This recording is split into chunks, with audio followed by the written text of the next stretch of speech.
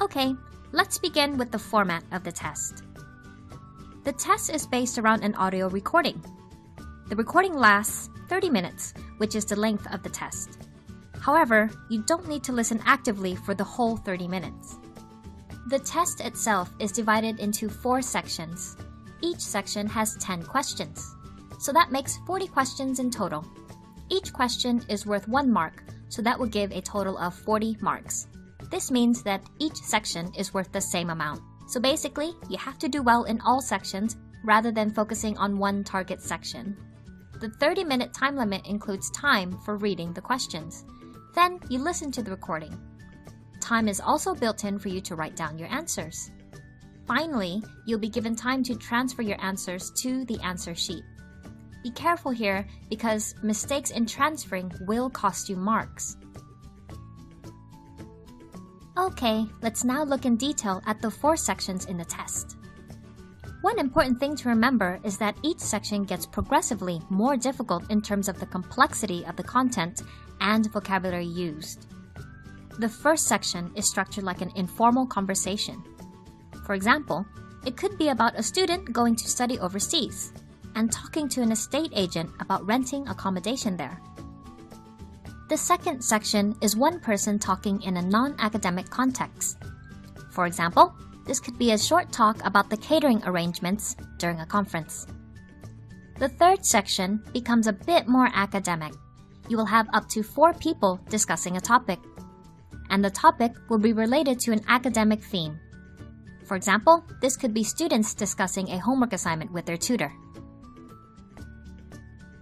The fourth section is usually a lecture-style monologue. The content of this section is the most challenging in the test. However, if you are a university student and you have listened to lectures in English, this part should not be too difficult for you. Okay, let's move on to the questions. IELTS questions will come in a variety of different forms. One is multiple choice questions. You choose either answer A, B, C, or D. In another type, they will give you a sentence, and you have to complete the last few words. They may give you a table with some information missing, which you have to complete. There could be a plan of a room, and you have to label the items within the room.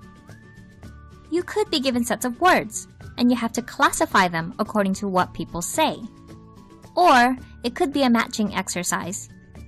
You won't get all of these tasks, but you will get some of them. For the first section, you will usually be asked to fill in some missing information.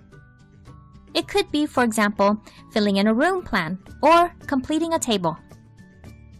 With the example of a student talking to an estate agent, you could be asked questions about the rent costs, the size of the flat, and other types of facilities.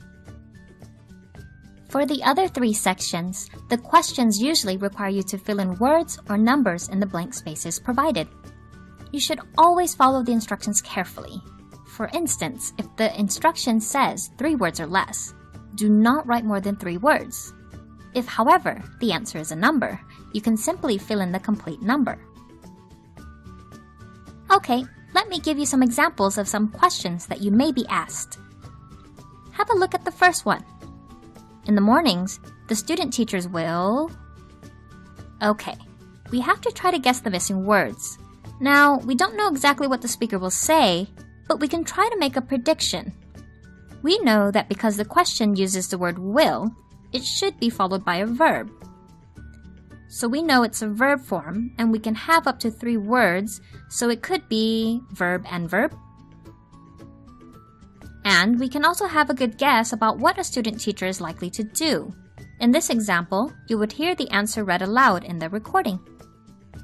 Since you have already read the question to yourself, you should know what sort of information you're listening out for to make your listening more effective.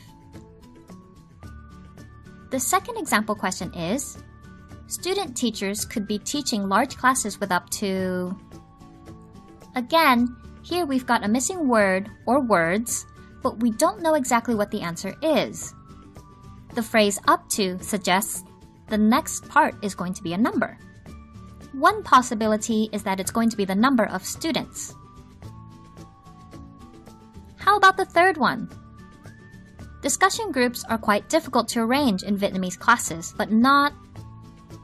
What kind of word are we looking for? It's unlikely to be a noun, nor a verb. The first part of the sentence says quite difficult, but not something. Since difficult is an adjective, we could assume that we're looking for another adjective, but we can't be sure. Okay, let's try listening to an example recording. This will be a much shorter version of the sort of recorded task you will hear in the real IELTS test. Listen out for the information from the previous 2 example sentences. In the afternoons, student teachers will supervise sporting activities and other extracurricular activities.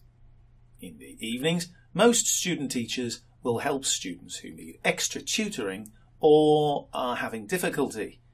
In the mornings, the student teachers will teach and observe regular classes, depending on their level of experience and capability. Student teachers could be teaching large classes with up to 70 students. Discussion groups are quite difficult to arrange in Vietnamese classes, but are not impossible.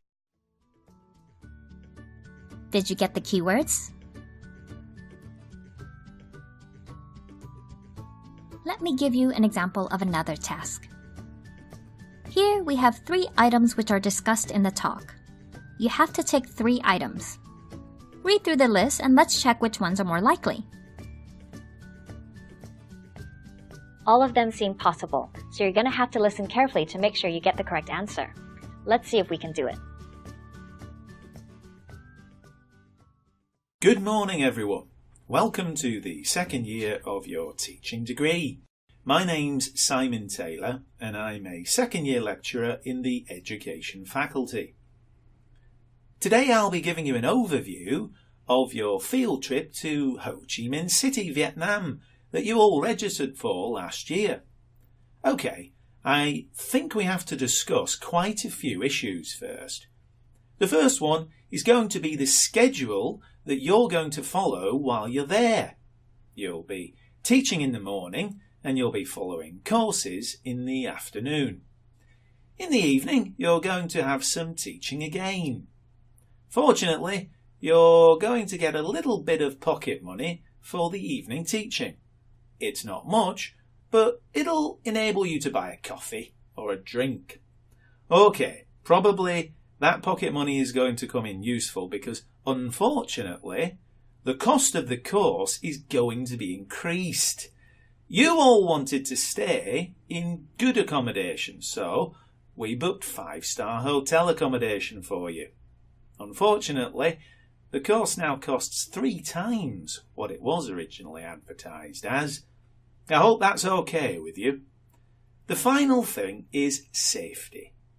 Now, a lot of people say that Vietnam is not a safe place to go to. That's totally wrong.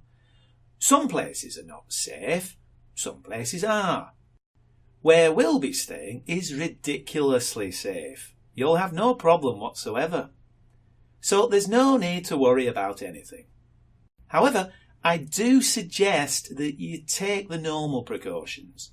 Don't carry too much money, don't wear Rolex watches, and don't behave as though you're incredibly rich. Just pretend to be normal. Did you get all the answers? In an IELTS listening test, you can only listen to the recording once. So after listening to this recording, which items on the list would you tick? Do you need to pause and listen again? If not, here are the answers. These are the 3 answers you should tick. Okay, this brings us to the 5th and final part, the tips for IELTS. First, follow the instructions carefully. They may be different to practice or previous tests. Read the questions, predict what information you need, then listen for the specific information you want. Try and anticipate what the speaker will say. This will require concentration. But do not worry if there is a word you do not understand. You may not need to use it. And if you do not know the answer to a question, attempt it, but do not waste time. Move quickly on to the next one. Be careful with your spelling and grammar. If it's spelt wrong, you lose marks. Do not panic if you think the topic is too difficult or the speaker is too fast. Relax, focus, and tune in. You need to read, write, and listen at the same time. Remember to focus precisely on what you are asked to do in completion-type questions. Pay attention to the word limit. For example, if you're asked to complete a sentence using no more than 2 words, and if the correct answer is wooden cabinet, the answer, cabinet made of wood, would be incorrect. Make sure that you attempt all questions. There are no penalties for incorrect answers. And be careful when transferring your answers. Finally, check your answers to make sure you got them all.